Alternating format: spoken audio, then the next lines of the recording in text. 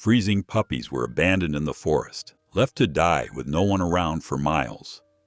But when a retired man walks that trail one last time, before giving up on everything, he finds them barely breathing.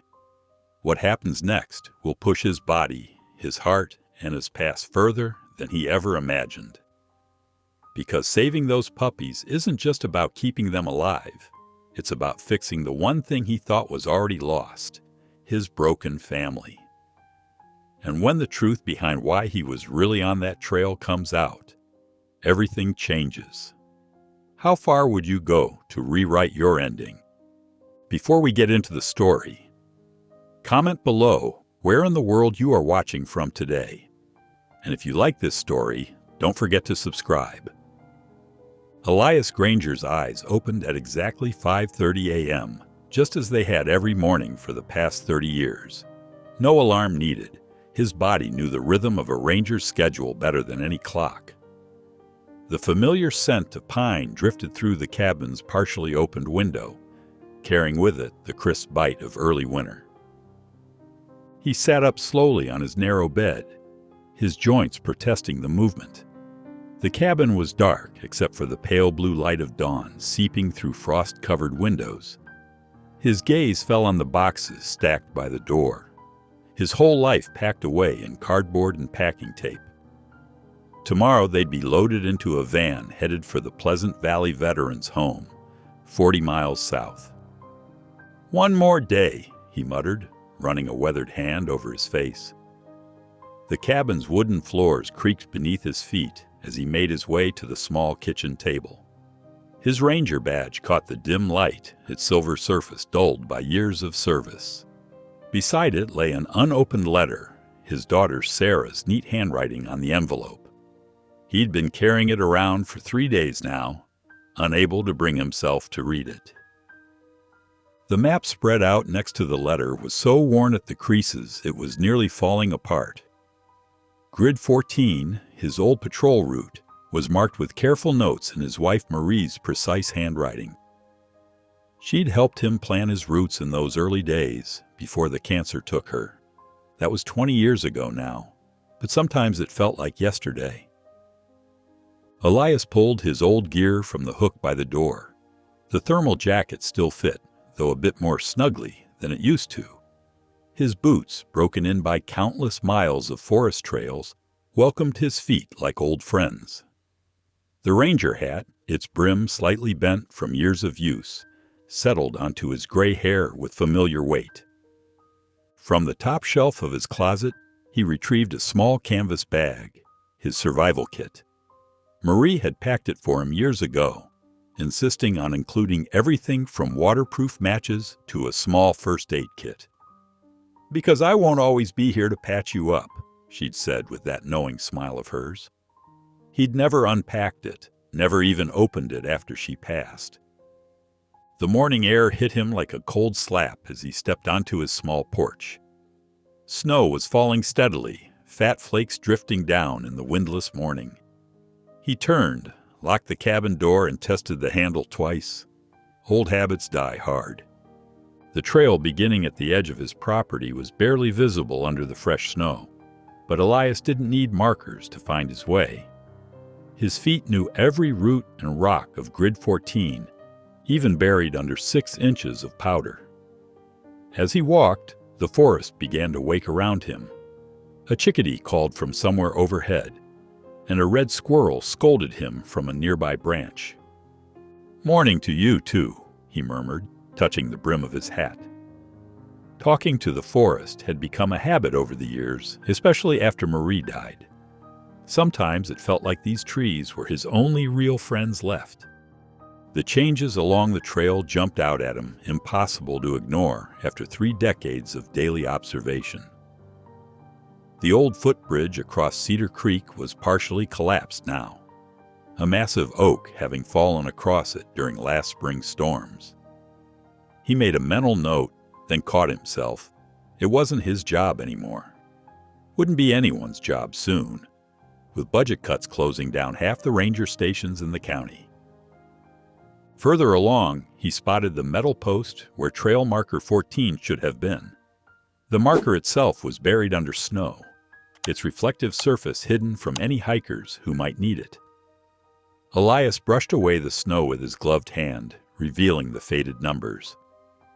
Another mental note he didn't need to make. "Remember when we first marked these trails, old girl?" he said softly, patting the post. "You said I was being too particular about the spacing." He smiled at the memory of Marie rolling her eyes as he measured the exact distance between markers. The snow was falling harder now, and Elias pulled his jacket tighter. That's when he noticed the boot prints cutting across the trail. Fresh ones, from this morning or late last night. They were deep and uneven, showing no regard for the delicate undergrowth or proper trail etiquette.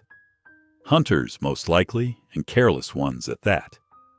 "Don't they teach anyone proper forest respect anymore?" he grumbled, following the prints with his eyes as they disappeared into a thick stand of pines. He'd been walking for nearly 3 hours when he heard it, a sound so faint he might have missed it if he hadn't spent half his life listening to the forest's every whisper. A whimper, weak and pitiful, coming from beneath a fallen pine ahead. Elias approached carefully, his boots crunching in the fresh snow. The tree had come down recently, its needles still green. As he drew closer, the whimpering became clearer, accompanied by a soft shuffling sound. Kneeling in the snow, he peered under the fallen trunk. 2 tiny faces looked back at him. German shepherd puppies no more than a few weeks old, huddled together for warmth. Their dark fur was dusted with snow, and they trembled violently in the cold. No collar, no tags, no sign of their mother. Elias's heart clenched. Out here, in this weather, they wouldn't last another hour. The nearest shelter was the fire lookout, a good 5 miles ahead on the trail. He hesitated for just a moment, then shrugged off his thermal jacket. The cold immediately bit through his flannel shirt, but he didn't hesitate as he reached under the fallen pine. The puppies didn't resist as he gently pulled them out. They were ice cold to the touch, their small bodies rigid with cold. Working quickly, he wrapped them in his jacket, creating a secure bundle against his chest. Their shivering slowly eased as they pressed against his warmth. "All right, little ones," he muttered, zipping his jacket partway up to keep them secure. "Let's get you somewhere warm." The fire lookout was a long walk in this weather, especially without his jacket, but standing still wasn't an option. Elias adjusted his hat, checked his bearings, and set off at a brisk pace, his boots breaking trail through the deepening snow. The late morning sun struggled to pierce the thickening clouds as Elias trudged through the deepening snow. Each step required careful consideration. The drifts now reached above his knees in places, and the precious cargo wrapped against his chest demanded he maintain his balance. The puppies' combined weight was negligible, but their squirming made the journey more challenging. "Easy there, little ones," he murmured, adjusting his grip to better support the bundle inside his coat. The smaller pup, the more restless of the two, wiggled and whined. "You're quite the handful, aren't you? Like a good scout, always on the move." The name stuck in his mind. "That's what we'll call you then, Scout." The other pup remained still, pressed quietly against his chest, watching the passing landscape with calm eyes. "And you," Elias said, glancing down at the steadier pup, "you're solid as a mountain ridge." "Ridge it is." His knee twinged sharply as he navigated around a snow-covered boulder. The old injury, a souvenir from a rescue mission gone wrong 15 years ago, was making itself known. Elias gritted his teeth and pressed on, adjusting his gait to favor the joint. The cold wasn't helping. Without his jacket, the wind cut straight through his flannel shirt. "Your mother must have been something special," he told the puppies, trying to distract himself from the growing discomfort. German shepherds don't usually abandon their pups.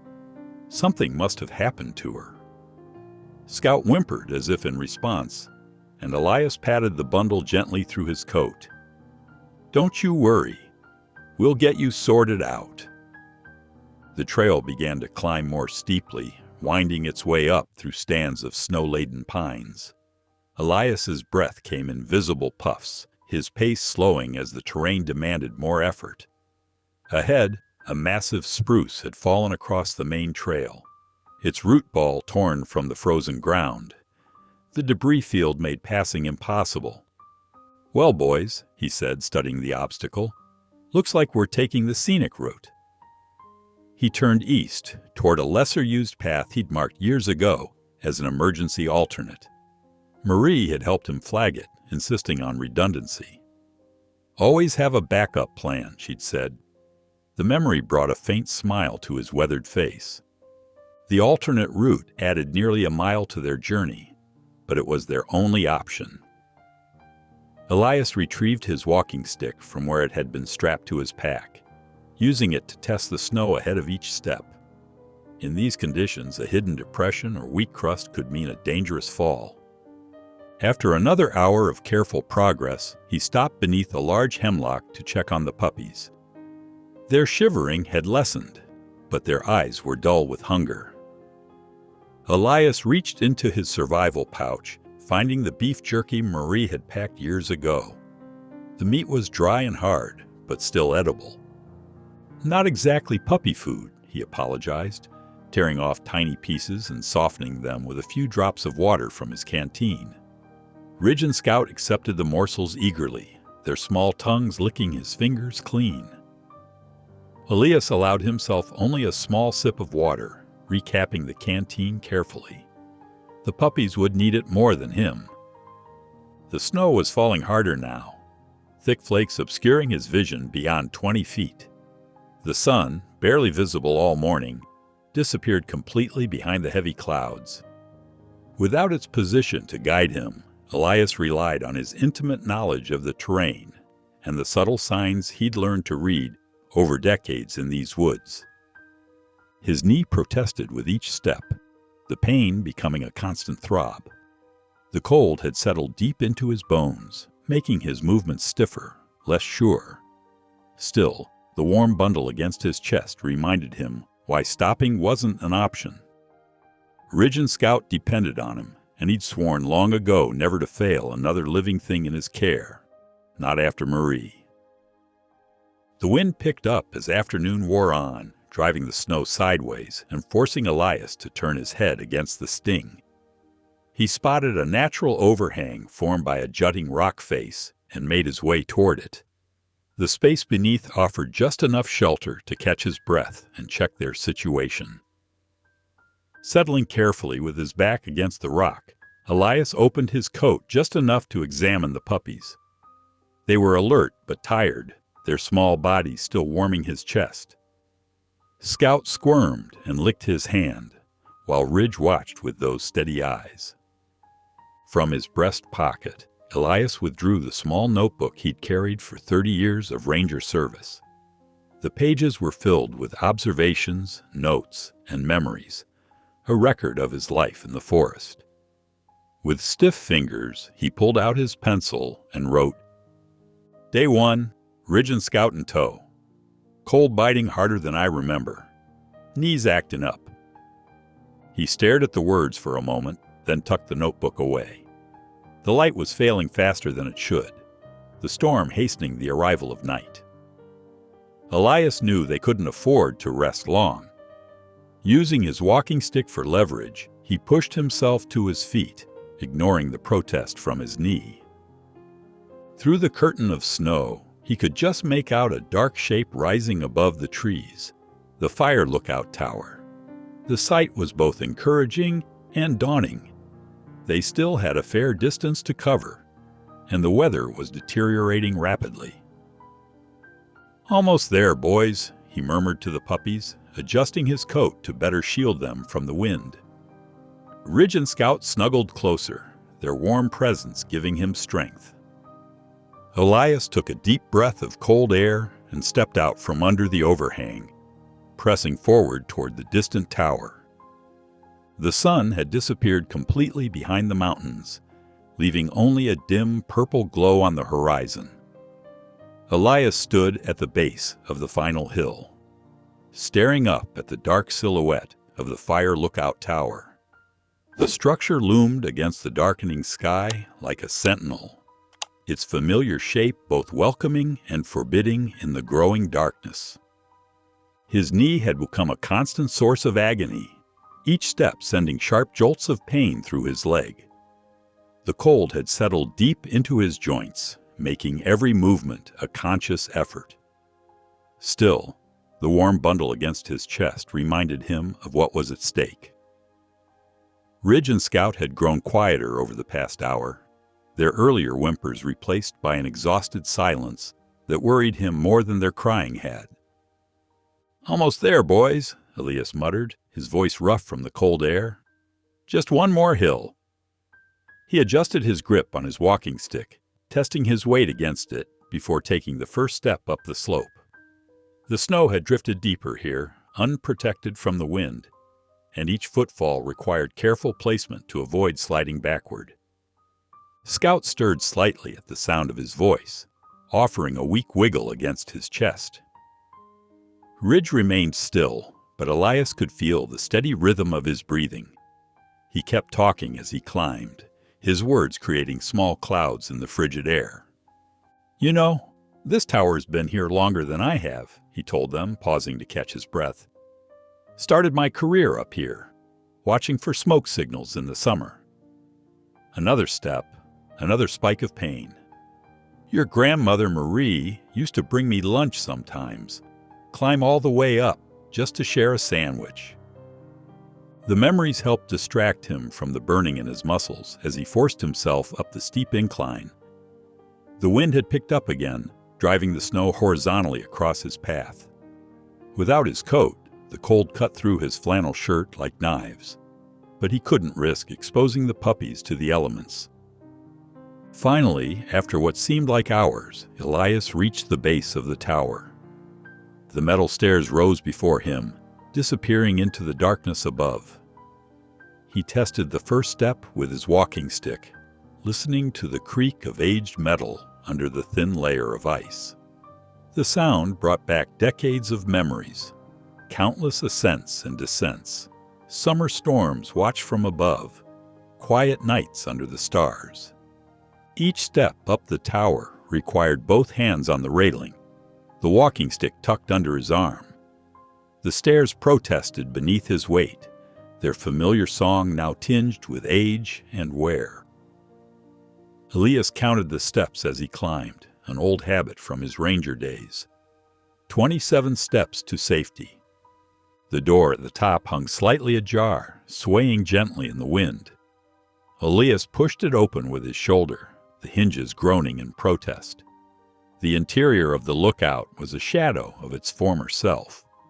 Moonlight filtered through broken windows, casting strange patterns across the floor through the coating of snow that had blown in. The supply shelf that once held emergency provisions lay broken against one wall, its contents long since scattered or stolen. His eyes went immediately to the emergency radio mounted on the far wall. Even in the dim light, he could see the cracked display and missing power cord. The battery compartment hung open, empty. Elias felt a familiar weight settle in his stomach, the same feeling he'd had years ago when calls for backup went unanswered. Moving carefully across the creaking floor, he made his way to the wall hatch where fuel was once stored. The metal door opened with a protesting squeal, revealing nothing but cobwebs and rust. No fuel meant no generator, no heat from the old space heater that had kept him warm during countless night shifts. But the lookout still offered what they needed most: shelter from the wind and snow. Elias surveyed the room with practiced eyes, noting the driest corner where the windows remained intact. First priority was warmth. He set about gathering what wood he could find: broken pieces of the supply shelf, old clipboards, anything that might burn. Outside, beneath the tower's overhang, he found a collection of fallen twigs and branches that had been protected from the worst of the snow. He gathered these too, tucking them under his arm while keeping the puppy secure against his chest. Every movement was measured, deliberate, fighting against the exhaustion that threatened to overwhelm him. Back inside, Elias arranged the wood in a small pit formed by several pieces of broken concrete that had once served as the base for the generator. He pulled out his old ranger map, studying it one last time before carefully tearing a page free. The paper was thick, weatherproof. It would make good tinder. From his survival kit, he retrieved the last piece of jerky. The meat was coated in a thin layer of preservative grease that would help it catch fire. He worked methodically, shredding the jerky into thin strips and placing them carefully among the twigs. The map paper went underneath, arranged to catch the first spark. Using the jerky as a makeshift wick, Elias carefully struck one of his precious matches. The flame caught immediately, the grease helping it spread to the paper below. He nursed the fire carefully, adding small twigs one at a time until a steady flame emerged. It wasn't much, barely larger than a camping stove, but the warmth was real, pushing back against the constant cold. Only then did Elias allow himself to tend to Ridge and Scout. He pulled the thermal blanket from his pack, shaking it open with stiff fingers. The material crinkled as he wrapped it around the puppies, creating a small nest beside the fire. They stirred as he set them down, Scout managing a weak tail wag while Ridge blinked slowly at the flames. Elias settled himself against the wall beside them, every muscle in his body protesting the movement. His knee throbbed in time with his heartbeat, and the cold seemed to have taken permanent residence in his bones. Still, he reached out to rest his hand on the puppies' backs, feeling their synchronized breathing under his palm. His journal lay open beside him, the pages ruffling slightly in the draft from the broken windows. The last entry stared up at him in the flickering firelight, a testament to how far they'd come and how far they still had to go. Exhaustion pulled at him like a physical weight, and Elias felt his eyes growing heavy. The small fire cast dancing shadows on the walls as he drifted off, his hand still resting protectively over Ridge and Scout.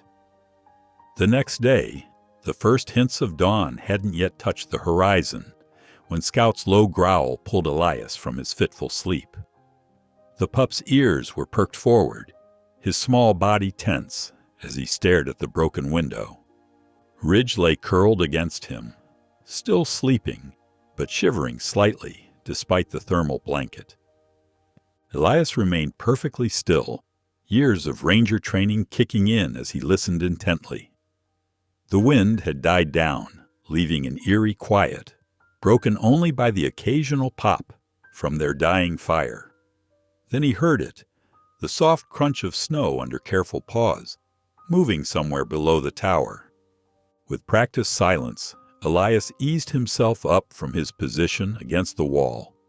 His muscles protested the movement, stiff from the cold and yesterday's long trek. The knee that had given him trouble on the climb felt like it had frozen solid. Still, he managed to stand without making a sound, placing each foot carefully on the creaking floorboards. At the window, Elias pressed himself against the wall beside the broken pane, using the shadows to mask his presence as he peered out. The pre-dawn darkness made it difficult to see clearly, but movement caught his eye, dark shapes moving between the trees at the base of the tower. His breath caught as he spotted the tracks in the fresh snow. Wolf tracks. The spacing and depth were unmistakable, even in the dim light. They circled the base of the tower in a curious pattern, testing, investigating. Elias had seen similar tracks hundreds of times during his years as a ranger, but never this close to one of the lookout towers. The harsh winter must have driven them down from the higher elevations, looking for food. The realization sent a chill through him that had nothing to do with the cold. Wolves rarely attacked humans. He'd taught that fact in countless safety seminars. But Ridge and Scout were different. To the wolves, they would register as potential prey, not protected human companions. Scout growled again, softer this time, as if sensing the need for quiet. Elias moved back to the pups, kneeling beside them despite the protest from his knee.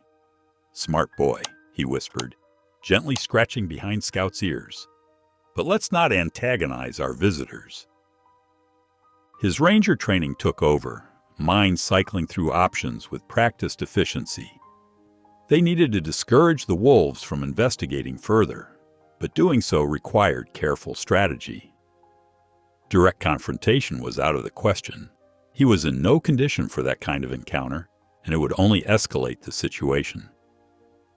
Elias reached for his pack, pulling out his spare coat, the one he'd kept rolled up as a makeshift pillow. It wasn't much, but it might be enough for what he had in mind. Moving as quietly as possible, he gathered several branches from his firewood pile, selecting the sturdier pieces. Using the coat and branches, Elias constructed a rough human shape, an old ranger trick for deterring curious predators. The coat draped over the crossed branches created a basic silhouette, and he used smaller twigs to add bulk to the shoulders. It wouldn't fool anyone up close, but in the dim light, it might be enough to give the wolves pause. He found the emergency box still mounted to the wall, its red paint faded to a dull rust color.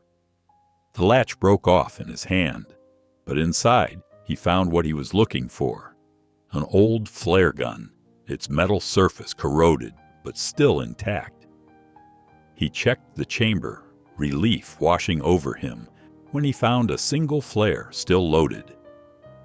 Whether it would fire after all these years remained to be seen, but it was better than nothing. The fire had died down to embers while he worked.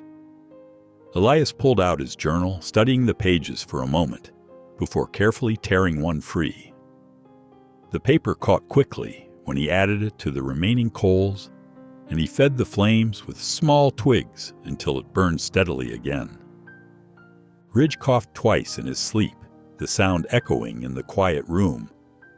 Elias frowned, moving back to check on the pups. The thermal blanket had slipped, exposing them to the cold air. He adjusted it carefully, tucking it around their small bodies. Scout had fallen asleep again, but his ears still twitched at every sound. As the first gray light of dawn began to seep into the sky, Elias kept watch through the broken window. The wolves' tracks told a story in the snow. They had circled the tower several times, investigating but never approaching too closely. His decoy stood silent guard below, its shape just visible enough to give pause to any curious predator. When true daylight finally arrived, Elias allowed himself to relax slightly. The wolves hadn't returned, though he knew better than to assume they'd moved on completely. He pulled out his journal, the pages crackling in the morning quiet, and wrote his latest entry. "Tracks around the base." Ridge coughed twice. "Scout's eating less. We'll move again at first light." The old map spread out before him showed familiar territory, though much had changed since it was printed.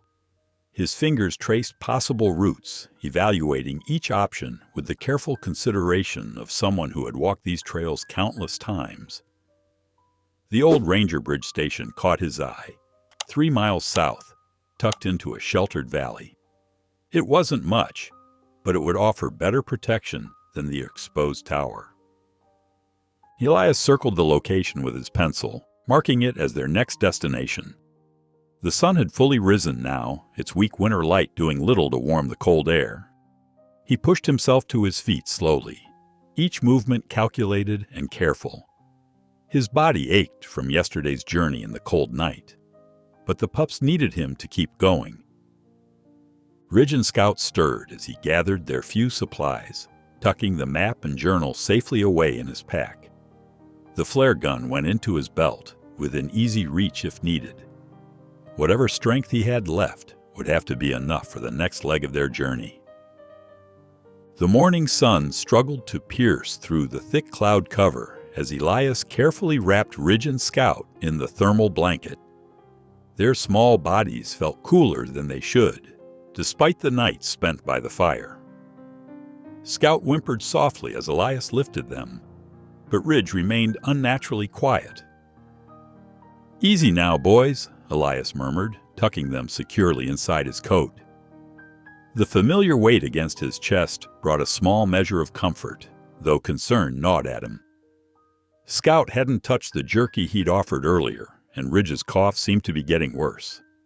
The fire had burned down to ash, barely a whisper of warmth remaining. Elias scattered what was left, making sure every ember was fully extinguished. The rusted stove stood useless in the corner, its broken door hanging askew. Without proper shelter or heat, staying in the tower meant certain death, if not from the cold, then from the wolves that might return. He pulled out his map again, studying what remained of it. Much of the paper was singed around the edges from being used as kindling the night before, and several crucial sections had been reduced to ash. Still, he could make out enough to mark a rough path toward the Ranger Bridge station. The route wasn't ideal. It would take them through lower ground where snow tended to drift deeply, but it was their best chance. Outside, the snow continued to fall, though lighter than the day before. The decoy he'd built still stood sentinel, now wearing a fresh coat of white on its shoulders. Elias scanned the tree line carefully before descending the tower steps. Each wooden plank creaked under his weight, the sound echoing in the stillness of the morning. Visibility was poor, the landscape reduced to shades of gray and white. The distant trees appeared as dark smudges against the snow, their shapes blurring into the clouded sky. Elias adjusted his pack, wincing as the movement sent a sharp pain through his knee. The injury that had plagued him yesterday felt worse after the cold night. He set off southward, using his walking stick to test the ground ahead. The snow had drifted unevenly, creating hidden pockets that could easily twist an ankle. The pups shifted against his chest as he walked, their movement reassuring despite its weakness. He could feel their heartbeats through his shirt, quick but steady. "Stay with me," he whispered to them. One hand pressed protectively over the bulge in his coat where they nestled. "Just a few more miles. We'll find somewhere warm." The game trail he'd spotted from the tower proved to be a blessing. Animals had packed down the snow, making the walking slightly easier. The path wound through a narrow ravine, steep walls of rock rising on either side. In better weather, the formation would have offered some protection from the wind. Today, it acted more like a tunnel, channeling the cold air directly into their faces. Elias's limp grew more pronounced as they progressed. Each step sent jolts of pain from his knee up through his thigh. He found himself counting steps to maintain focus, an old ranger trick from his training days. 20 steps, pause to check surroundings. 20 more, test the ground ahead. 20 more, whisper encouragement to the pups. When the wind picked up again, driving needle-sharp snow into his face, Elias spotted a natural shelter, a rock ledge jutting out from the ravine wall. He made his way carefully toward it, testing each step. The overhang wasn't deep, but it blocked the worst of the wind. Leaning against the cold stone, Elias pulled out his map again. The damage from the fire was worse than he'd initially realized. The entire northern section had crumbled away, and what remained was badly scorched. He could barely make out the trail markers he needed. The ink faded and smeared where snow had gotten to it. Ridge coughed again, the sound muffled against Elias's chest. He opened his coat slightly, checking on the pups. Their eyes were closed, but they stirred when the cold air hit them. Scout's nose twitched, and he let out a tiny whine. They were still fighting, still hanging on. The map was largely useless now. Elias tore off another section of the burned portion, carefully folding it and tucking it into his pocket. It would serve as kindling later when they found proper shelter. The remaining piece he stored away, though he knew the route would have to come from memory now. Pushing away from the ledge, Elias resumed his limping progress through the ravine. The wind had picked up again, and snow was beginning to drift over his tracks almost as soon as he made them. The white expanse behind him disappeared quickly, erasing any sign of their passage. He pressed on, each step a deliberate act of will. The cold had settled deep into his bones, making his movements stiff and clumsy. The walking stick became less of an aid and more of a crutch as his knee threatened to buckle with every step.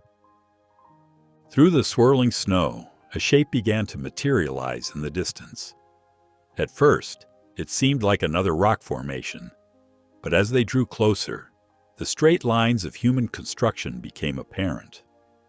The old Ranger Bridge station emerged from the haze, a low wooden structure that had clearly seen better days. The sight drew a long sigh from Elias, equal parts relief and dread. The building was in worse shape than he remembered. One corner had completely collapsed, the roof sagging dangerously low. Snow had drifted against the walls, nearly reaching the window sills. What had once been a sturdy outpost now looked barely able to stand against the next strong wind. The Ranger Bridge station loomed before Elias, its weathered frame a stark reminder of better days.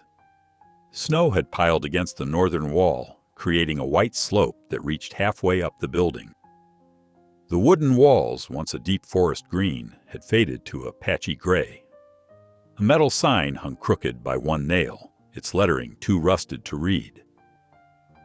Elias approached the entrance carefully, testing each step. The door hung awkwardly on its hinges, swaying slightly in the wind. Through the gap, he could see debris scattered across the floor. Broken chairs, torn papers, fragments of what might have once been ceiling tiles. He pushed the door wider with his walking stick, wincing at the screech of metal on metal. The sound echoed in the empty space, disturbing years of silence. Inside, the air was stale and carried the musty scent of rotting wood. Dirty snow had blown in through gaps in the walls, creating small drifts in the corners. The roof sagged dangerously low in several places, wooden beams visibly strained under the weight of accumulated snow. Water stains marked the remaining ceiling panels, spreading like dark continents across the off-white surface. Elias's ranger instincts quickly assessed the structure. The northeast corner looked most stable, where the roof line still held its original angle. In that corner sat a half-crushed metal desk, its surface dented but intact. The emergency radio remained bolted to its top, exactly where protocol had demanded it be placed. The sight triggered memories of countless check-ins from this very station, back when it had been a vital link in the Ranger communication network. A sudden weak movement against his chest brought Elias back to the present. He carefully opened his coat and unwrapped the thermal blanket. Ridge and Scout lay curled together, their small bodies trembling slightly. Ridge's eyes opened at the movement, and his tiny pink tongue darted out to lick Elias's hand. The gesture was feeble but present, a sign of life that made Elias's throat tighten. Scout didn't move at first, causing Elias's heart to skip. But then he saw the slight rise and fall of the pup's chest. Still breathing, still fighting. Scout's usual energy had disappeared entirely, replaced by a stillness that sent fear coursing through Elias's veins. "Hang on, boys," he murmured, voice rough with emotion. "We're not done yet." Elias limped to the desk, brushing away years of dust and debris. The radio's metal surface was cold to the touch, its dials frozen in place. He tried the power switch. Nothing. No lights, no static, not even a hint of life from the old machine. He'd expected as much, but the confirmation still felt like a physical blow. Movement caught his eye, something reflecting light from the single unboarded window.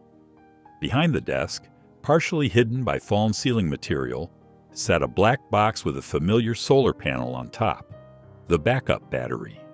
Standard issue for all ranger stations, designed to power emergency equipment when main power failed. Elias cleared the debris away from the battery unit, his hands shaking slightly from cold and exhaustion. The device was surprisingly intact, protected by its sturdy casing. He remembered installing similar units across his grid, ensuring each station had emergency power capability. Working quickly but carefully, he positioned the solar panel in the weak light streaming through the window. The angle wasn't ideal, but it was the best he could manage. Now came the hard part, waiting, hoping the years hadn't completely drained the battery's ability to hold a charge. While he waited, Elias turned his attention back to Ridge and Scout. He laid them gently on the blanket he'd spread across the desk surface, keeping them elevated from the cold metal. Their fur was matted and damp from snow that had worked its way through his coat. Using corner of his shirt, he began carefully drying them, paying special attention to their tiny paws. "Let's get some feeling back in these feet," he said softly, gently rubbing Ridge's paw pads. The pup responded with another weak lick, his tail twitching slightly. Scout remained still, but Elias could feel his heartbeat, steady if faint, when he checked. From his dwindling supplies, Elias pulled out his water bottle and the remaining jerky. He tore the dried meat into the smallest pieces he could manage, creating crumbs that might be easier for the weakened pups to handle. Using his fingers, he carefully dropped water onto their tongues, one drop at a time. Ridge managed to swallow a few pieces of jerky, though his usual enthusiasm for food was notably absent. Scout's response was minimal. His eye opened briefly at the taste of water, but he made no attempt to lift his head or take the offered food. Time seemed to crawl as Elias divided his attention between the pups and the solar battery. The weak winter light seemed to mock his efforts, hiding behind clouds more often than not. He found himself holding his breath each time he checked the battery's indicator panel, hoping for any sign of life. Finally, after what felt like hours, a tiny red light flickered on the radio's control panel. Elias's hand shook as he grabbed the microphone, his finger finding the transmit button by muscle memory. He took a deep breath, trying to steady his voice. "Anyone on frequency 109? This is Elias Granger, former Grid 14 Ranger. I have 2 pups. Need extraction."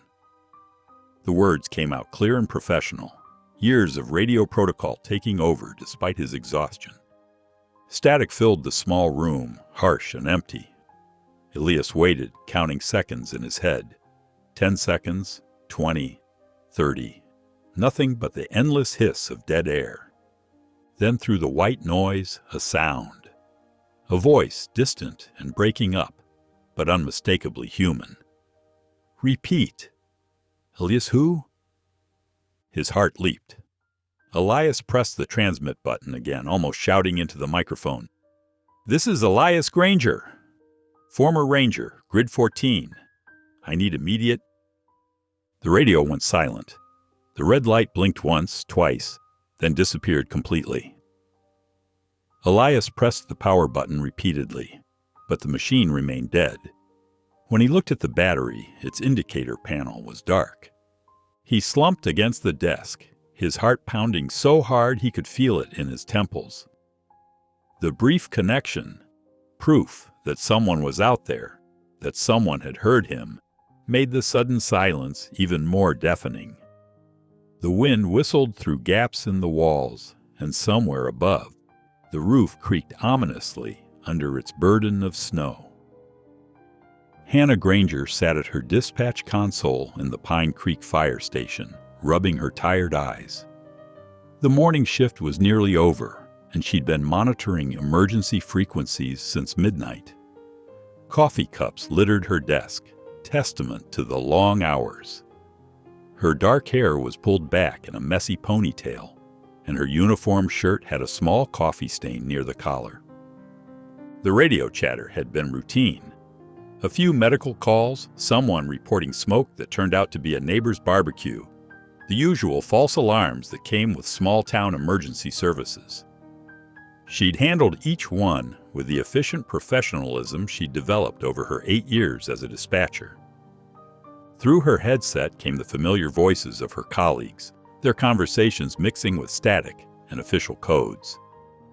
Hannah's fingers moved automatically across her keyboard, logging the morning's incidents into the system. The work was mechanical now, muscle memory built from thousands of similar shifts. "Hey, Hannah?" Jake, one of the junior dispatchers, called from 2 stations over. He was new, barely 3 months on the job, still learning the ropes. "Did you catch that weird transmission on 109? Hannah didn't look up from her screen. 109? Nobody uses that frequency anymore. It's an old Ranger channel. The words came out automatically, then caught in her throat. Ranger channel. Her father's channel. "Yeah, I know, but I swear I heard something." Jake fiddled with his headset. "Something about Grid 14 and Puppies, I think?" The signal was really weak. Hannah's hands froze over her keyboard. Grid 14. Her father's grid. The sector he'd patrolled for 20 years before retiring, before walking away from everything, including her.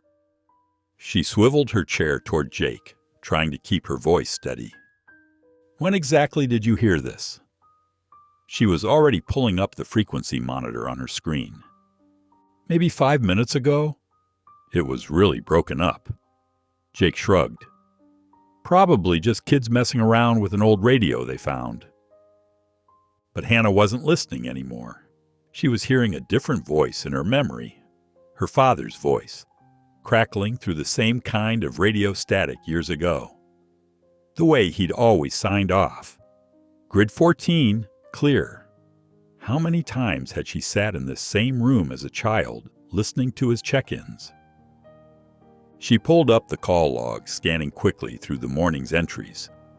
Nothing official on 109. Nothing about Grid 14. Nothing that should make her heart race the way it was racing now. But something nagged at her. A feeling she couldn't shake, didn't want to shake. Rising from her station, Hannah strode to the supervisor's office. Mark looked up from his paperwork as she entered, his expression already showing the mild annoyance he reserved for what he called unnecessary complications.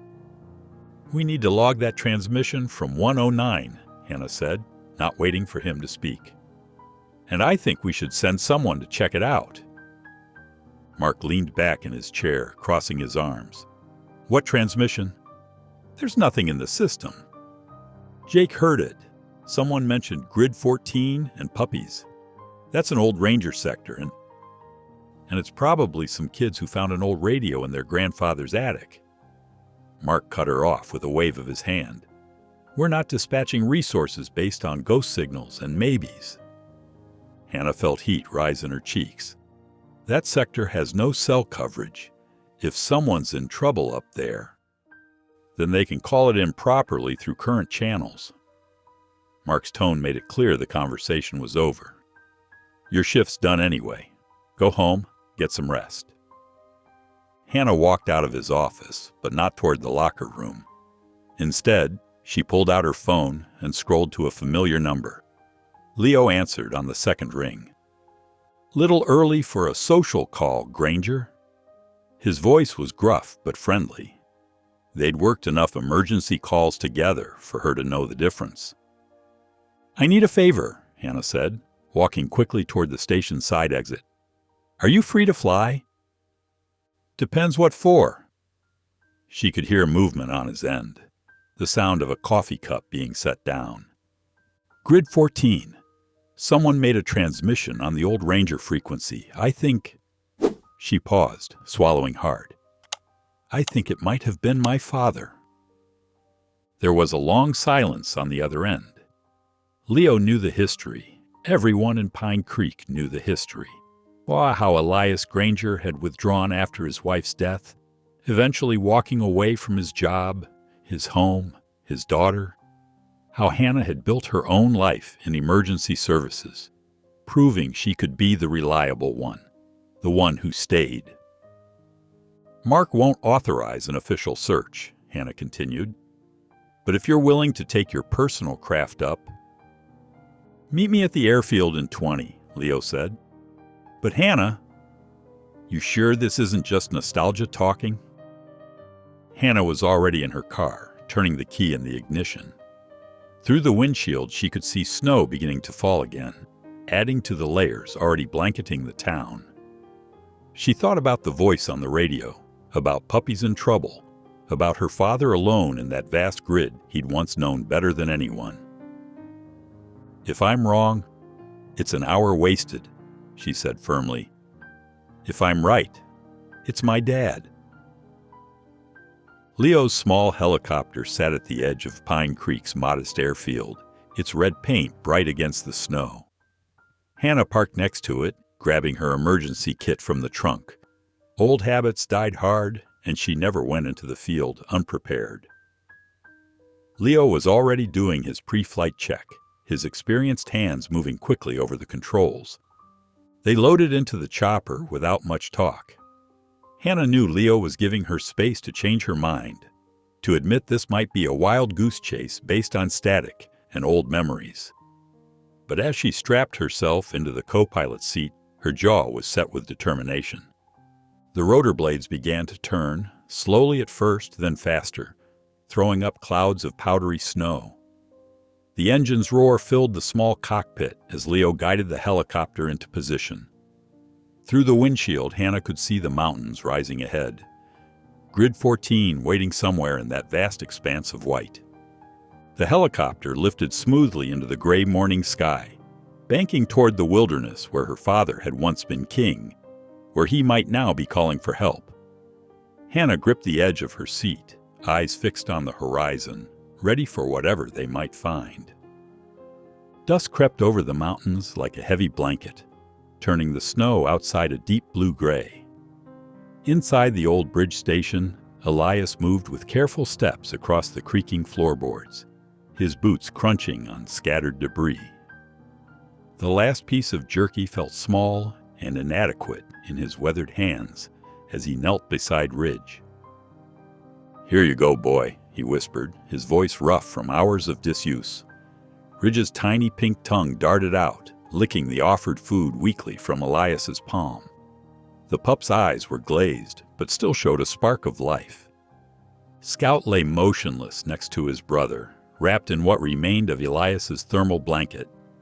Only the slight rise and fall of his tiny chest showed he was still alive. Elias placed his hand gently on Scout's side, feeling the shallow breathing. "Stay with me, little fighter," he murmured. "Just a little longer." The bridge station groaned around them as wind pushed against its failing walls. Elias pulled the last emergency flare from his pack, studying it in the fading light. The metal casing felt damp, corrupted by years of neglect. He'd seen enough faulty equipment in his ranger days to know its chances weren't good, but he had to try. A soft crunching sound outside made him freeze. It wasn't the wind this time. He knew that sound, paw prints in crusty snow. Moving slowly, Elias crept to the wall and peered through a gap between two broken boards. His breath caught in his throat. 3 wolves stood in the gathering darkness, their gray forms almost ghostly against the snow. They were closer than before, bolder now. Their yellow eyes reflected what little light remained, fixed on the station's broken door. These weren't the cautious wolves from earlier. These were hungry predators who'd picked up the scent of weakness. Elias's hand tightened around the flare gun. He'd spent decades in these mountains, knew every creature that called them home. He'd never feared wolves before, had always respected them, understood them. But now, with 2 helpless pups depending on him, he felt real fear creep into his bones. The largest wolf took a step forward, snow crunching under its paw. Its head was low, shoulders hunched, a hunting posture. The others followed, spreading out slightly. They were coordinating, preparing to test the station's weakest points. Moving with deliberate silence, Elias positioned himself near the broken window. The flare gun felt heavy in his hand. He had one shot, one chance to either signal for help or defend against the wolves. The choice twisted in his gut. Scout whimpered softly from his blanket, the first sound he'd made in hours. The wolves' ears pricked forward at the noise. Elias saw their muscles tense, ready to spring. "I'm sorry, Scout," he whispered, raising the flare gun toward the sky through the broken window. "I have to try." He pulled the trigger. For a horrible moment, nothing happened. Then the flare burst to life with a sharp hiss, launching upward through the falling snow. Red and orange light exploded above the trees, casting eerie shadows across the landscape. The wolves scattered instantly, their forms disappearing into the darkness beyond the illuminated snow. Elias held his breath, counting the seconds. The flare sputtered overhead, fighting against the moisture in the air. Its light began to fade, turning the snow from bright red to dull crimson. He waited for the wolves to return, knowing they might be even more aggressive after being startled. The silence stretched out, broken only by the wind and the pup's shallow breathing. Elias strained his ears for any sound of paws in snow, any hint of the wolves regrouping. Instead, he heard something else, something distant but growing closer. A rhythmic chopping sound cut through the mountain air. Elias's heart leapt into his throat. He knew that sound. Rotor blades. The helicopter appeared over the tree line like an answer to prayer, its searchlight cutting through the darkness. It circled once, then lower, the beam sweeping across the ground until it found the old station. Elias could see two figures in the cockpit, illuminated by the instrument panel. The co-pilot leaned forward, peering down through the swirling snow. Even from this distance, even after all these years, Elias recognized his daughter's face. Hannah's expression shifted from concentration to shock as their eyes met across the space between them. The helicopter speaker crackled to life, and Leo's voice boomed across the clearing. "Grid coordinates 44-7-19. Stay where you are. We're coming down." Elias gathered Ridge and Scout into his arms, wrapping them tightly against his chest. His knees hit the snow as he stepped outside, the helicopter's downdraft whipping his coat around him. The searchlight bathed everything in harsh white brilliance, turning the falling snow into glittering diamonds. The wolves were gone, driven away by the noise and light. Above him, the helicopter began its descent, and Elias held the pups closer, shielding them from the wind. His daughter's face remained fixed on him from above, a mixture of emotions he couldn't quite read, playing across her features in the artificial light. The helicopter descended through swirling snow, its searchlight cutting a bright path through the darkness.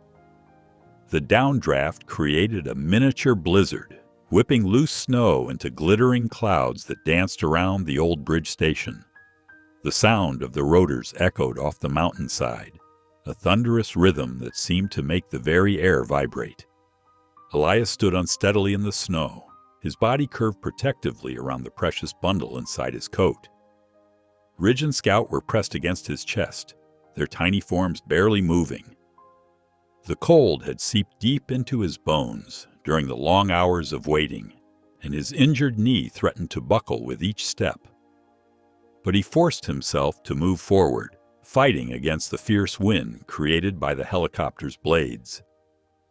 The aircraft touched down in a small clearing about 50 yards from the station, its skids settling into the deep snow. Before the rotors had even begun to slow, the side door flew open. Hannah burst out, her dark hair whipping around her face, despite being tucked under a thick winter cap.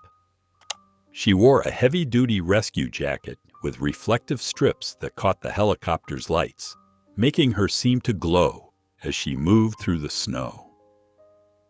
She ran toward him, stumbling slightly as her boots sank into deeper drifts. Her face was a mixture of determination and something else, fear, perhaps, or anger, or both. Elias couldn't tell anymore. It had been so long since he'd seen his daughter's expressions up close. Too long since he'd been able to read the emotions in her eyes. The distance between them closed quickly. Hannah's boots kicked up snow as she rushed forward, her breath visible in quick puffs in the cold air. She reached him just as his strength began to fade, her hands instinctively moving to steady him as he swayed on his feet. Their eyes met. The years of distance, the weight of unspoken words, the letter he'd left unopened on his cabin table. It all hung between them in that moment, as heavy as the snow-laden clouds above.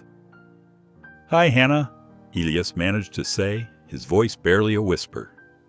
The words felt inadequate, too simple for everything he wanted to tell her, but they were all he could manage before his body finally gave out.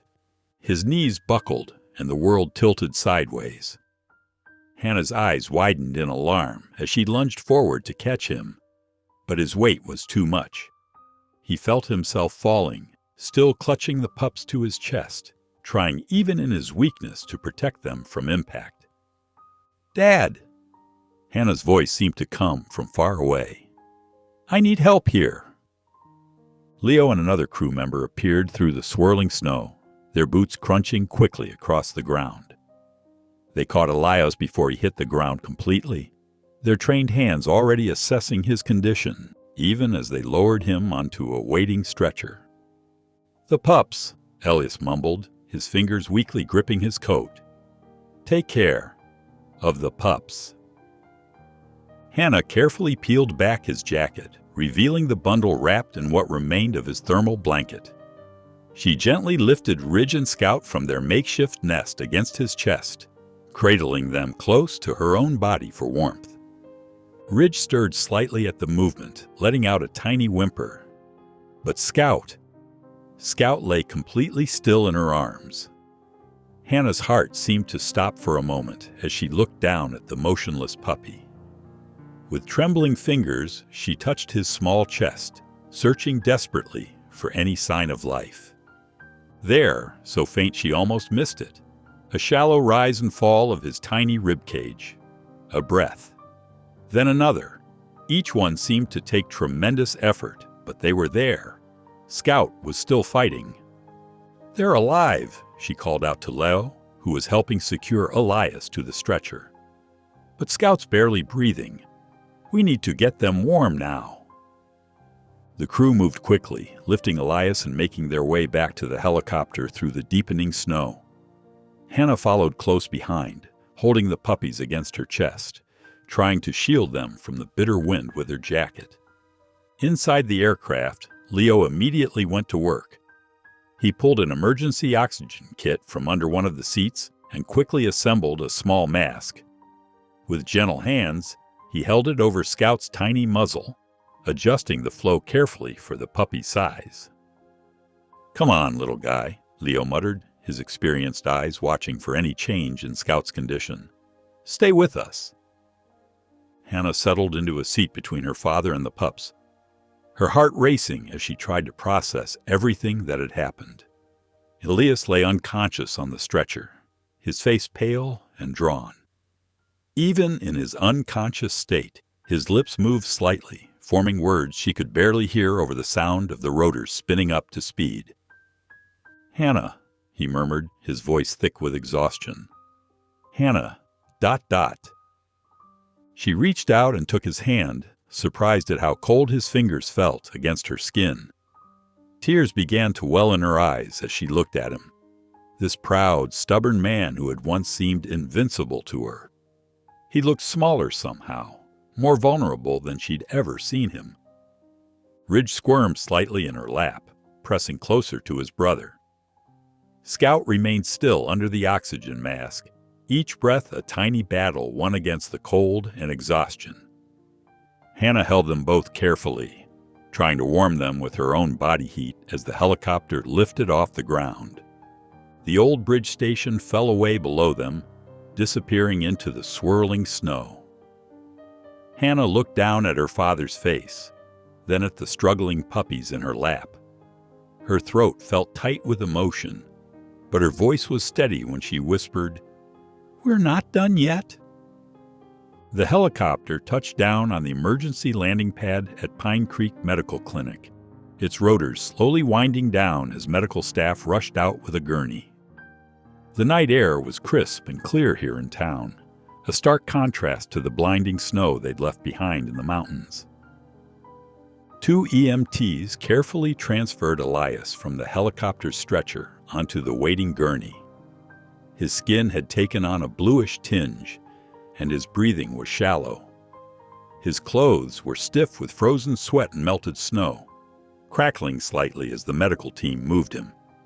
Male, 57, showing signs of moderate to severe hypothermia, one EMT called out as they wheeled him toward the emergency entrance, also noting dehydration and significant swelling in the left knee. Hannah followed close behind, her arms wrapped tightly around Ridge and Scout. The puppies lay motionless in their blanket cocoon, their tiny bodies barely generating any warmth. Scout's breathing had grown even more labored during the flight, each intake of air seeming to require monumental effort. The automatic doors of the emergency room slid open with a soft hiss. The bright fluorescent lights inside made Hannah blink rapidly as she watched them wheel her father through another set of doors marked Treatment Area, Authorized Personnel Only. A nurse approached her, clipboard in hand. "Are you family?" "Yes, I'm his daughter," Hannah replied, her voice hoarse.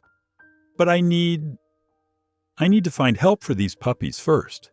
They won't survive much longer without care." The nurse glanced at the bundle in Hannah's arms, her expression softening. "The vet clinic next door might still be open. Dr. Lowell sometimes works late." Hannah hurried outside, her boots clicking against the pavement as she rushed toward the small veterinary clinic. The building was dark except for a single light in the back office. She circled around to the rear entrance, her heart pounding as she saw the closed sign hanging in the window.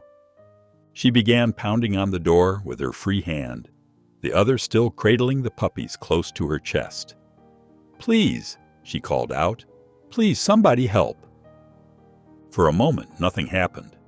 Then a light flickered on and she heard shuffling footsteps approach. The door opened to reveal Dr. Lowell, a man in his 60s wearing a plaid robe over striped pajamas. His gray hair stuck up at odd angles and his expression was one of clear annoyance. "Do you have any idea what time it is?" he grumbled, adjusting his wire-rimmed glasses. "We closed 3 hours ago." "Please," Hannah said again, her voice cracking as she held out the bundle. "They're freezing.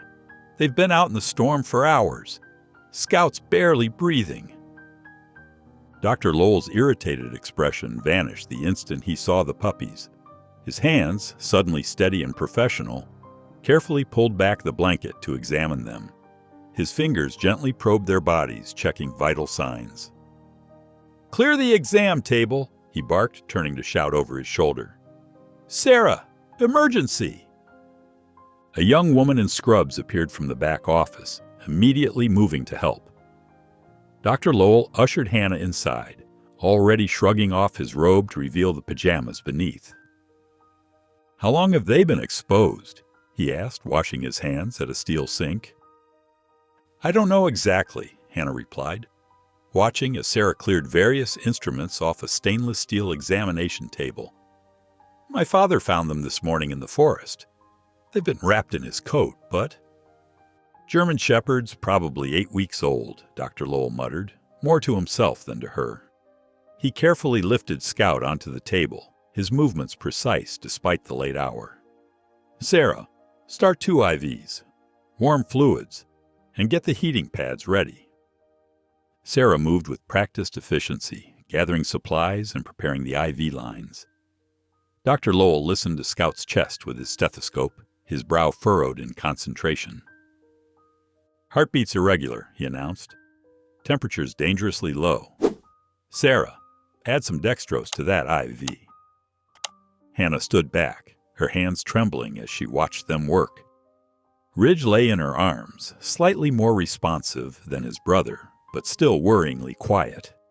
She could feel how light he was, how his ribs pressed against her fingers, through his fur. "The other one, Doctor," Lowell said, nodding toward Ridge while he inserted Scout's IV. "Put him on the second table. He's stronger, but he's severely underweight. We need to get fluids into him, too." As Sarah began working on Ridge, Hannah's hand brushed against something in her coat pocket. She pulled out a crumpled, partially burned page from her father's journal. In the bright lights of the clinic, his familiar handwriting stood out against the singed paper. Her voice shook slightly as she read the words aloud. "If these pups make it, maybe there's hope for the rest of us, too." Dr. Lowell glanced up briefly from his work but said nothing, his focus returning to Scout's vital signs. The only sounds were the soft beeping of monitoring equipment and the rustle of medical supplies being opened. The minutes stretched into hours. Hannah's phone buzzed with updates from the emergency room next door. Elias was stable, they said, sedated and receiving treatment for hypothermia. They'd keep him overnight for observation. She stayed in the vet clinic, watching the slow drip of IV fluids, listening to the steady rhythm of the heart monitors. Ridge's condition improved steadily, his body temperature rising to normal levels. But Scout remained the center of their concern, his tiny body fighting against the cold that had nearly claimed him. Finally, just as the first hint of dawn began to lighten the sky outside, Dr. Lowell straightened up from his examination of Scout. The puppy's breathing had changed, no longer the desperate, shallow gasps, but steady, even breaths. "He's a fighter," Dr. Lowell said, a note of admiration in his gruff voice. "Might just make it." Hannah felt tears spring to her eyes as relief washed over her. "Thank you," she whispered. The words meant for everyone and no one in particular. For Dr. Lowell and Sarah, for the helicopter crew, for whatever twist of fate had allowed her to hear her father's voice over the radio, for Scout's determination to live, for Ridge's resilience, for second chances that came disguised as emergencies. The morning light filtered weakly through the hospital window, casting soft shadows across the sterile room as snowflakes continued their gentle descent outside. Elias Granger's eyes fluttered open, his consciousness returning in slow waves. The sharp smell of antiseptic filled his nostrils, and the steady beep of monitoring equipment created a rhythmic backdrop to his confusion. His body felt heavy, weighted down by exhaustion and the lingering effects of sedation. The bed beneath him was nothing like the cold ground of the forest or the rough floor of the bridge station. For a moment, he struggled to piece together how he'd gotten here. As his vision cleared, he noticed a figure slumped in a chair beside his bed. Hannah. His daughter's head was tilted to the side in sleep, her dark hair falling across her face. In her lap lay Ridge, the small German Shepherd puppy curled into a tight ball against her stomach, his chest rising and falling with peaceful breaths. The sight made Elias's throat tighten. He tried to speak, but his voice came out as a dry croak. "Did Scout?" He couldn't finish the question, fear gripping his heart as he remembered the puppy's stillness during those final hours. Hannah stirred at the sound of his voice, her eyes opening slowly. When she saw him awake, a small smile touched her lips. "Still here," she said softly. "Barely." The relief in her voice was evident, matching the loosening of tension in Elias's chest. She reached into her jacket pocket and pulled out a piece of paper, charred around the edges. the writing still visible despite the burn marks. Elias recognized it immediately, a page from his journal. "I read some of this," Hannah said, her fingers tracing the worn edges. "I didn't know you remembered all that." Elias felt tears welling up in his eyes as he winced, both from physical pain and the weight of memories. "I remembered everything," he admitted, his voice rough with emotion. "I just never knew how to say it out loud."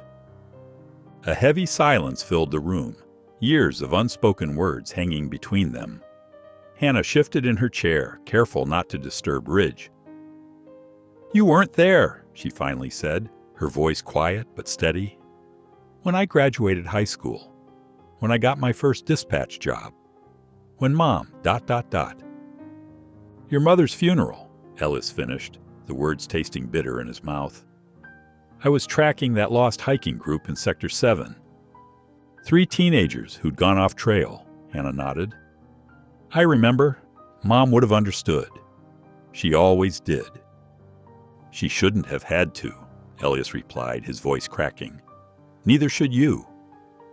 He looked at his daughter, really looked at her, and saw the years of hurt beneath her professional composure. "I kept telling myself the work would mean something, that saving lives justified missing yours. But I missed the only thing that actually did mean something." Hannah's eyes glistened with unshed tears. "You could have called, written, something." "I could have," Elias agreed. "Should have. But every time I thought about it, the gap seemed too wide. The longer I waited, the harder it became. Until eventually, ... He gestured weakly at the space between them. "Until this felt normal." "Nothing about this was normal, Dad," Hannah said, but there was more sadness than anger in her voice now. She looked down at Ridge, who had begun to stir in her lap. With careful movements, she stood and approached the bed. "Here," she said, gently placing the puppy in her father's arms. "He's been asking for you." Elias cradled Ridge against his chest, feeling the warmth of the small body, the soft thump of his heart. The puppy nuzzled into his hospital gown, releasing a contented sigh. The simple trust of the gesture made Elias's heart ache. "You kept them alive," Hannah said, watching the interaction. "You didn't pick the forest this time." Elias stroked Ridge's fur with trembling fingers. "No," he agreed softly. "I picked what mattered." Outside the window, the snowfall began to thin, patches of blue sky peeking through the clouds for the first time in days. The storm that had brought them all together was finally starting to clear. 2 days passed like a gentle exhale after holding breath for too long. The Pine Creek Medical Clinic discharged Elias on a crisp morning, sending him off with a sturdy knee brace and strict instructions to rest. Dr. Miller, the attending physician, had emphasized the word rest 3 times while signing the release papers, as if expecting resistance from the former ranger.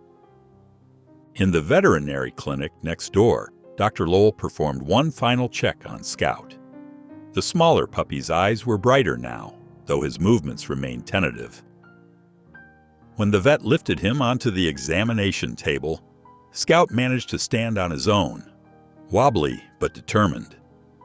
"Well, look who's decided to stick around," Dr. Lowell said, his gruff voice carrying a hint of pride.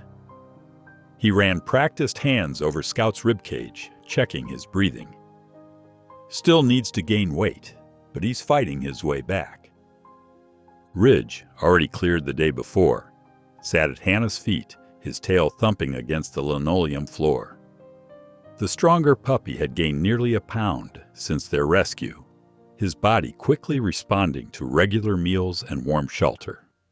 Every few minutes he would crane his neck to check on Elias, who stood in the corner with his new cane.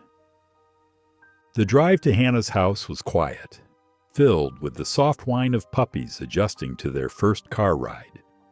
Her home sat on the outskirts of town, a modest single-story structure with dark green shutters and a small covered porch. Wind chimes tinkled softly in the morning breeze as Hannah helped her father up the front steps. Ridge and Scout cradled in a shared carrier between them.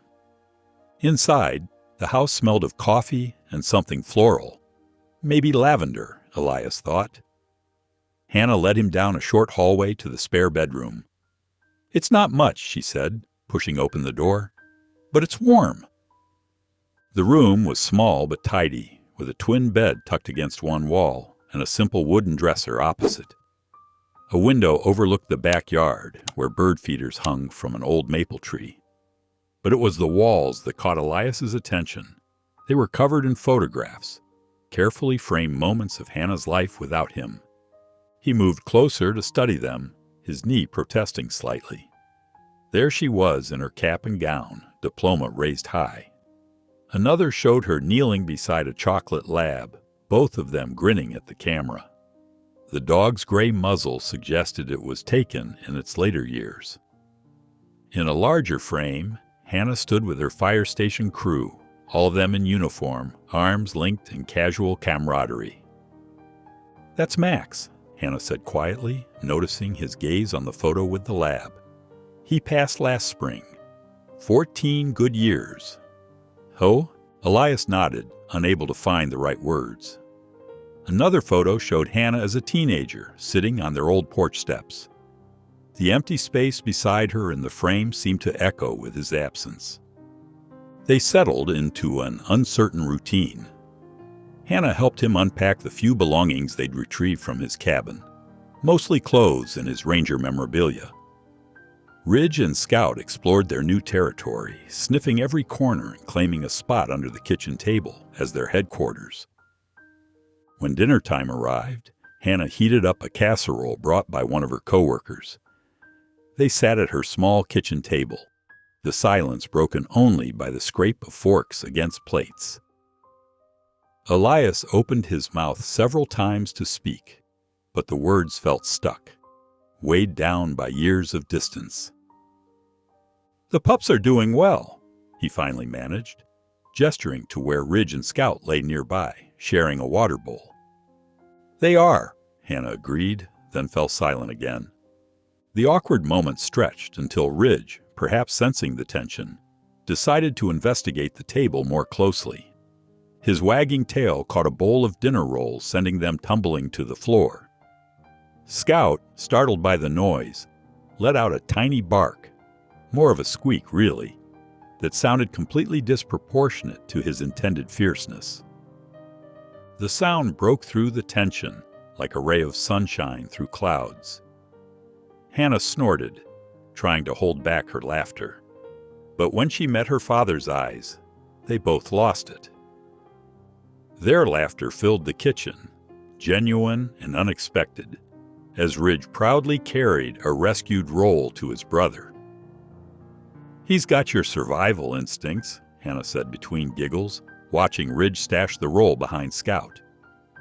"And Scout's got your mother's voice," Elias replied, wiping tears from his eyes. She could never whisper either. The moment passed, but something in the air had shifted, like a door cracking open just enough to let in a breath of fresh air. That night's sleep eluded Elias. The bed was comfortable enough, but his mind kept wandering back to the photos on the walls, to all the moments captured there without him. Around 4 a.m, he gave up trying to rest and carefully got out of bed, mindful of his knee. He made his way to the kitchen for a glass of water, Ridge and Scout's heads popping up from their bed in the corner at his approach. Near the front door, something caught his eye. 2 new leashes hanging on a hook, their tags still attached from the store. Hannah must have bought them yesterday, anticipating the pups would need walking once they were stronger. Elias studied the leashes for a long moment. Outside, the sky was just beginning to lighten, the stars fading as dawn approached. He could smell pine and fresh snow on the air coming through the crack under the door. His knee twinged, reminding him of Dr. Miller's instructions to rest. But something stronger pulled at him, a familiar calling he'd known all his life, but different now, transformed by recent events. He carefully clipped the leashes to the puppies' collars, their tails wagging with excitement at this new development. When he opened the front door, the first rays of sunlight were just breaking over the distant trees, painting the snow in soft gold and rose.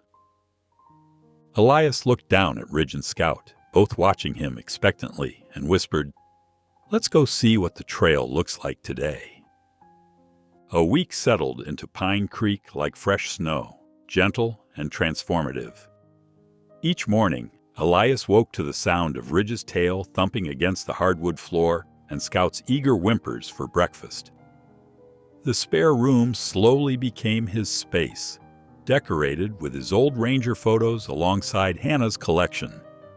His knee brace felt less restrictive now, though he still relied on a polished oak cane Hannah had brought home from the local pharmacy. Their morning routine developed its own quiet rhythm. Elias would wake early, his body still tuned to ranger hours, and brew coffee in the kitchen. Hannah would emerge later, usually finding him at the table with both puppies sprawled at his feet, reading the local paper or writing in what remained of his journal. The walks with Ridge and Scout grew longer as both the pups and Elias gained strength. They started with short trips to the mailbox, then extended to the corner of the street, and finally reached the small nature trail that wound behind Hannah's neighborhood. Scout, once so fragile, now bounded ahead on his leash, while Ridge maintained a steady pace beside Elias, matching his slower gait. Mealtimes evolved too. The initial awkward silences gave way to small conversations, nothing deep yet, but genuine. Hannah shared stories about her work at the fire station, and Elias found himself offering careful comments about the trails he used to patrol. Sometimes they just sat quietly, watching the puppies chase each other around the kitchen island, their nails clicking on the tile. One morning, Hannah stood in her dispatcher uniform, keys jingling in her hand as she prepared for her shift. She lingered by the door longer than usual, watching Elias prepare the dog's breakfast bowls. "You sure you'll be okay?" she asked, adjusting her badge. "I can call Mrs. Peterson from next door to check in." "Hannah," Elias said gently, "I think I can manage feeding 2 puppies and not falling over. For one day." He demonstrated by smoothly lowering the food bowls to the floor, using his cane for balance. She nodded, but her hesitation remained visible in the way she gripped her keys. "There's leftover casserole in the fridge, and your pain meds are on the counter. And go," he said, offering a small smile.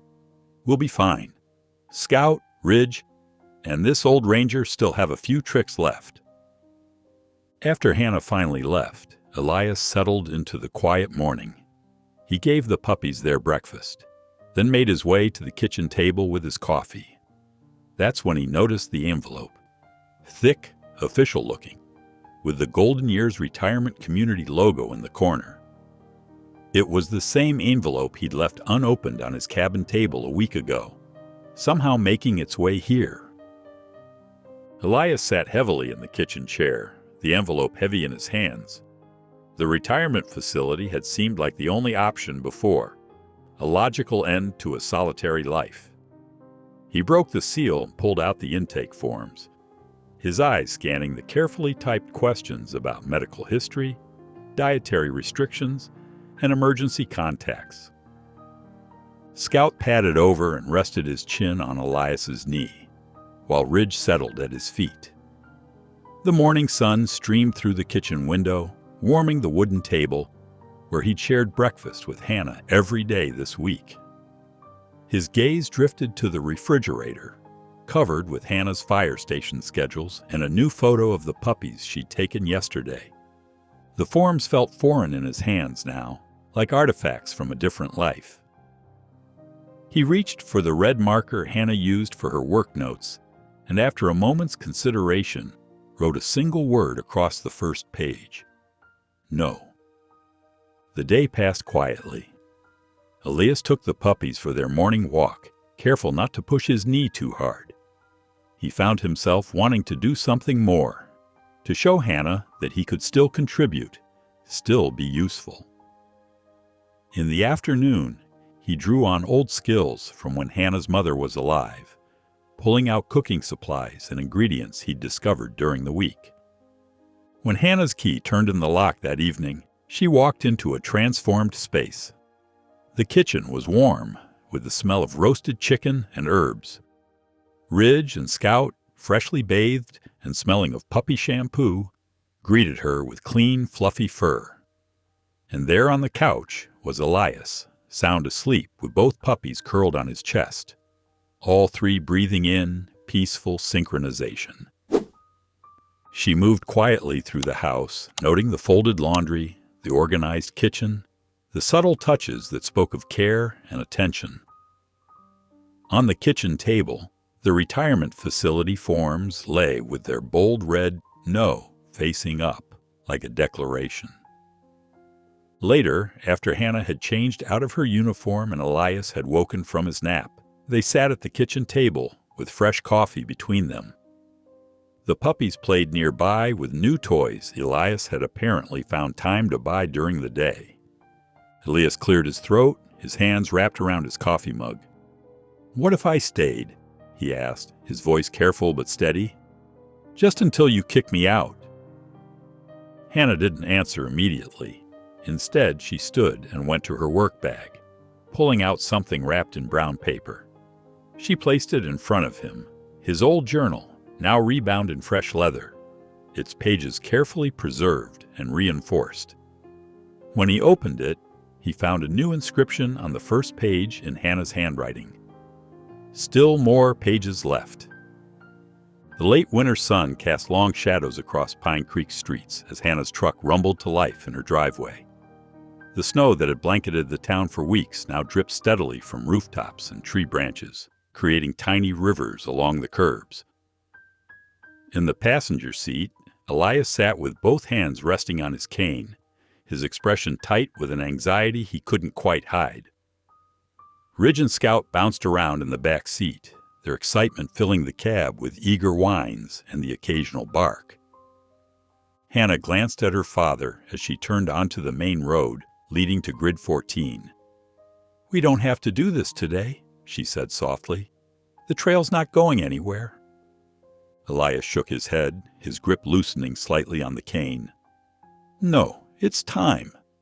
Besides," he added with a small smile, "these two need a proper adventure."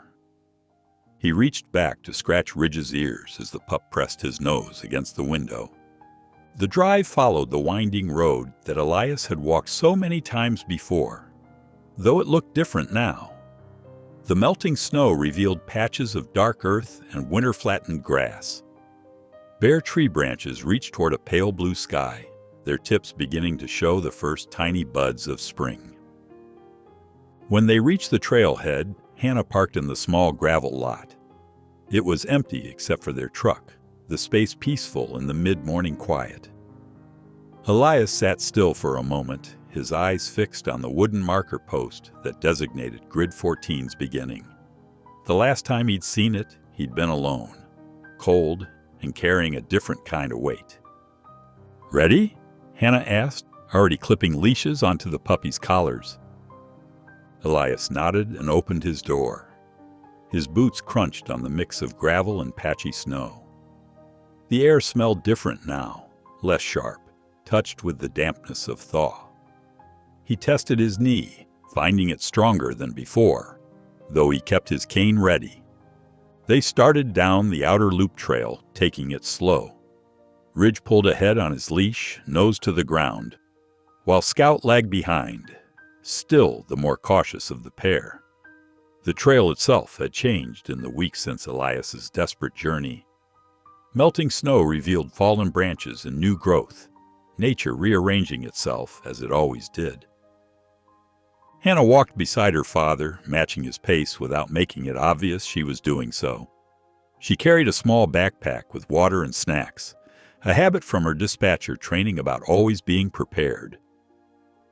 After about 20 minutes, she reached into the pack and pulled out something that made Elias pause mid-step. It was a ranger map, but unlike his old one that had been burned for survival, this one was completely blank, except for the basic outline of Grid 14's boundaries. Hannah held it out to him, along with a pencil. "Want to draw the trail as it is now?" she asked. Elias took the map, his weathered hands running over the clean paper. A smile tugged at the corner of his mouth. "Yeah, I think I will." They found a fallen log near the base of the old fire lookout tower to rest on. The tower itself stood silent, now wrapped in yellow caution tape that fluttered in the breeze. A sign declared it scheduled for demolition, deemed too damaged to repair after years of neglect. Elias settled onto the log, Ridge and Scout immediately flopping down at his feet. He spread the map across his knees and began to sketch, marking the changes he'd observed along their walk, the new fallen trees, the shifted creek bed, the places where the trail had begun to change its course through natural use. Hannah watched him work, noting how his hand moved with the same sure confidence she remembered from childhood, when he would show her how to read trail signs and weather patterns. The tension had left his shoulders, replaced by the familiar focus of a ranger doing what he knew best. After a while, Elias set the pencil down and placed his hand on the rough wood of the tower's base. The touch was gentle, like saying goodbye to an old friend. The tower had saved them that night, broken as it was, and now it would join the long list of changes the forest had seen. The sun began its descent toward the horizon, painting the melting snow in shades of orange and pink.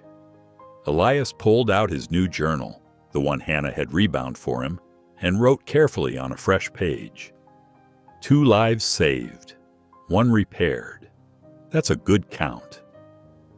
Hannah read the words over his shoulder and leaned against him, her head resting where it used to when she was small enough to ride on his shoulders through these same woods. Ridge and Scout dozed peacefully beside them, their fur catching the last warm rays of sunlight. They stayed until the chill of evening began to settle in, then gathered their things and headed back to the truck. The forest around them had grown quiet except for the occasional drip of melting snow and the soft crunch of their boots on the trail. At the truck, Elias helped the puppies climb into the back seat while Hannah stored their gear. Before getting in himself, he turned to Ridge and Scout, who watched him expectantly through the window. "Come on, boys," he said, his voice warm and sure. "Time to go home." Hannah started the engine, and the truck's headlights cut through the growing dusk. They pulled away slowly, leaving Grid 14 behind, the truck's red taillights growing smaller and smaller until they disappeared completely into the fading light. If you enjoyed the story of Elias, I handpicked this next story that you will enjoy. Please don't miss this one. Click here to watch it.